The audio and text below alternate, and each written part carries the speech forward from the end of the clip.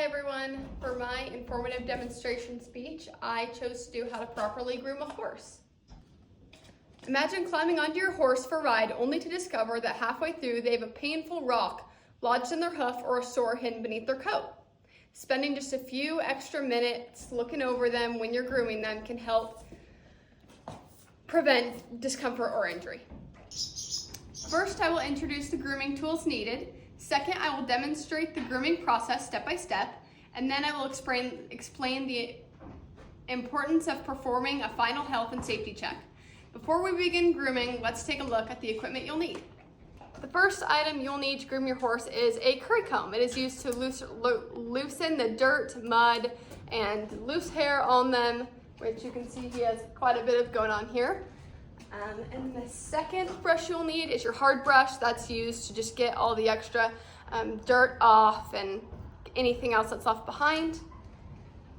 The third one you'll need is a soft brush, which can be used all over their face because it's softer than the hard brush, on their nose, around their eyes, their ears, anywhere more sensitive.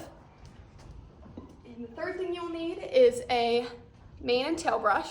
Also forelock brush, but I like to use Shoshin on my horses just so I'm not ripping at their hair, but brushing their hair helps prevent breakage in it later when it gets all knotted and tangled. But the next thing you will need is your hoof pick. This is used to dig out rocks, dirt, anything that could be hurting the horse or pressing into the horse's foot, which could create pain or discomfort, which then could lead into laminitis. The next step is how to groom a horse in the proper order. So first you're going to want to make sure your horse is tied up safely and securely. So for me, I just do a quick release knot. So if something goes wrong, he gets spooked, I can pull back on this rope right here and he comes right undone. So I don't have to worry about him sitting back on that or getting tangled up in his lead or anything. The next thing you're going to want to make sure to do is make sure he knows that you are here. You never want to be sneaking up on him or coming up behind him out of the blue, because that could scare them and that could result in something bad happening, like them kicking you or something worse. Starting with your curry comb first, you only want to use your curry comb in the direction that the hair grows on the horse. So I'm gonna bring it down and see how that's just taking all that mud off there. You never want to be using a curry comb on your horse's face or any bony joints like down here. You're okay to use it on their body. They usually really like it on their chests, yeah. But you're good if you're gentle on the belly. You're good back here on the hip, but not on the legs, not on any sensitive bony parts of them.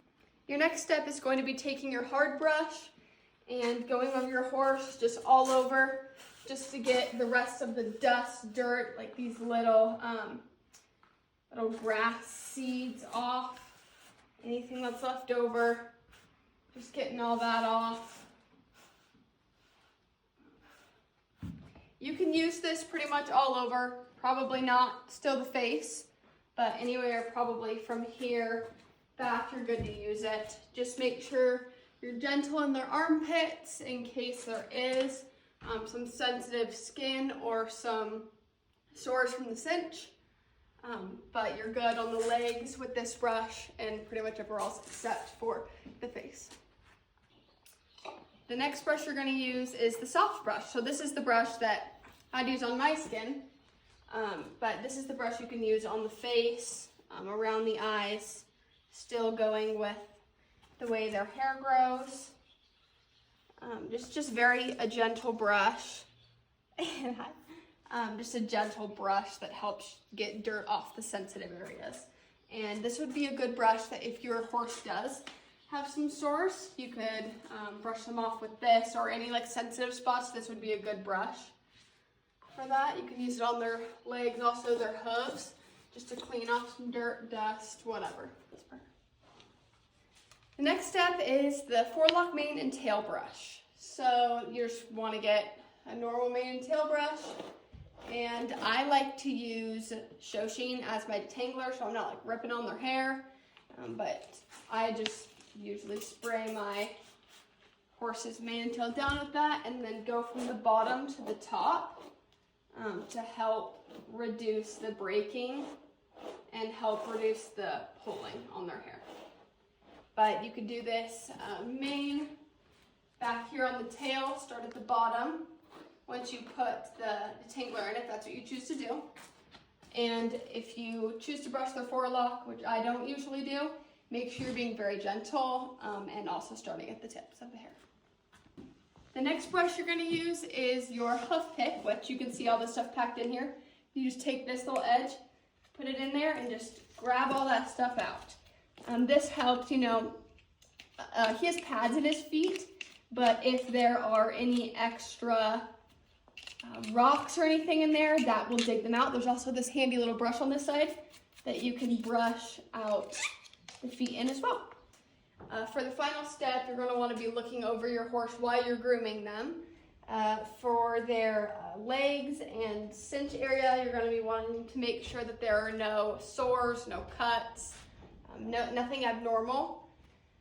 For their feet, when you're picking them, you're going to want to, if they have shoes on, make sure the shoes are still on, make sure all the nails are in the shoes, everything's looking good there.